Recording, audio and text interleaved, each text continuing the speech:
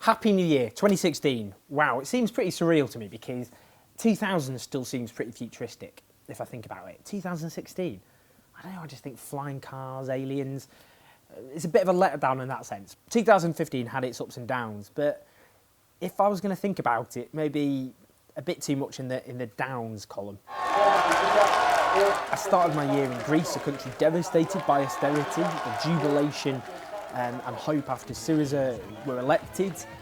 But that rebellion was snuffed out by the European Union, even though Syriza were re-elected. And I ended the year coming full circle in Spain, travelling the country with the rise of Podemos, an anti-austerity party determined to keep the politics of hope alive. Personal low point of the year, I remember it was the May elections, you know, the desperate hope so many of us had to get rid of the Tories. I'll never forget that moment, the exit poll on May the 7th, just after 10 o'clock, where I was in ITV. And here's our exit poll. We're predicting the Tories on 316. And it was one of the lowest points in my life, and I was surrounded by people for whom it was probably one of the best points of their lives, and I stuck on TV with them all night long. But obviously a catastrophe for the Labour Party. If we look at the political situation more generally, you know, we've had the National Front, a far-right anti-immigration, anti-Muslim party in France surging in the polls because of the pretty disastrous record of the French President Hollande. We've seen on the one hand the rise of the self-described socialist Bernie Sanders, and on the other hand we've seen that increasingly quasi-fascist clown Donald Trump inciting hatred, not least against Muslims. We started again in Paris with the attacks by Al-Qaeda on Charlie Hebdo and also on an attack on the Jewish community. And of course, towards the end of the year in November, the massacre at the Bataclan and the murders of others at restaurants and so on in Paris by ISIS supporters. We also saw savage terrorist attacks across the world. Beirut, Turkey, Kenya, the downing of a Russian airliner over the Sinai Peninsula. So yeah, a rocky year, and not necessarily a knockout blow for the forces of hope and of optimism, but things can always change. Our history tells us that all injustice and problems can be overcome if people have enough determination and courage and optimism. So that is the spirit in which I'm pursuing this year, and I'm urging you to as well. So firstly, what do I want to happen? I want Labour to get his act together. I want them to offer a convincing, coherent, credible alternative to what the Tories are doing, who are having a devastating impact on people's lives. We've seen cuts to flood defences and the consequences that's had. Millions of workers are projected to have a reduced income of up to 8% for the poorest people in this country, but also middle-income people affected over the next few years. Young people lacking a secure future, older people lacking a comfortable retirement in so many cases. So many burning issues this country faces. I've already done 6 things that I think the Labour leadership could do, which is on screen now, so check out that. But my general message is, come on Labour, pull yourselves together. Secondly, whatever happens with the Democratic nomination, I'd like the Republicans to lose the presidential election. I think it would be a disaster to have any of the Republican candidates, not least Donald Trump. Don't even think about it. I don't even, saying it aloud makes me feel violently sick. No, God!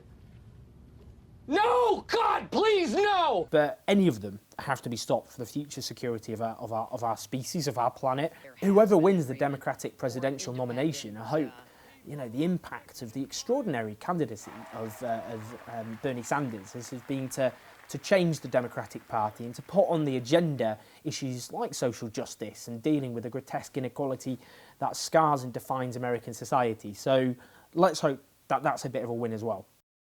Syria and the Middle East, well, we've already seen this year beginning with the Saudi brutal tyranny murdering dozens of prisoners, including a leading Shia opposition cleric, Sheikh Nimr al-Nimr.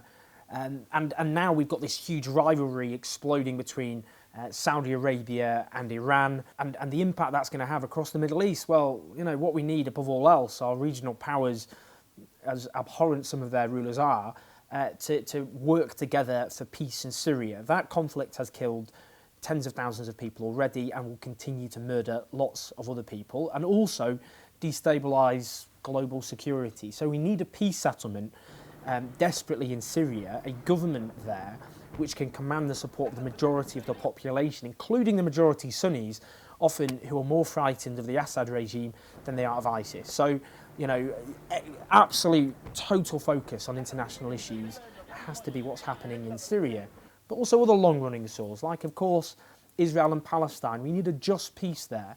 We're going to see a referendum in Britain on the European Union this year. It's the referendum that the Prime Minister hoped he would never have to deliver. Now, I've previously said that the left need to consider whether we should withdraw from the European Union. And the reason I did that is because I thought what would happen otherwise is David Cameron would say, the left will just vote to stay in the European Union, whatever, so I'll negotiate away the social chapter and so on, but we'll still have, you know, things like the Transatlantic Trade Investment Partnership, which I've done a video on, describing how it's a threat to our democracy, the treatment of Greece and so on.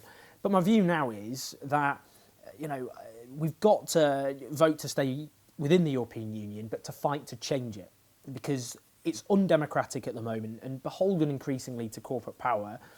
But the former Greek finance minister, Yanis Varoufakis, has set up a pan-European movement to try and transform and change the nature of European institutions, so they actually work for the people. So, yeah, let's vote to stay in the European Union, but only do that on the basis that we have to totally change it. Climate change. Well, look, I think we already knew, a lot of us, not everyone, unfortunately, but a lot of us knew climate change was an existential threat to the future of our species. In terms of flooding in Britain, we've seen these dramatic floods, and the scientific consensus is extreme weather like that will become more and more common as a result of climate change. In other words, we ain't seen nothing yet. So we've seen the Paris talks and an agreement there in December, and that has to be worked on. We need now far more progress internationally on dealing with climate change. But let's not just see it as a threat, let's see it as an opportunity.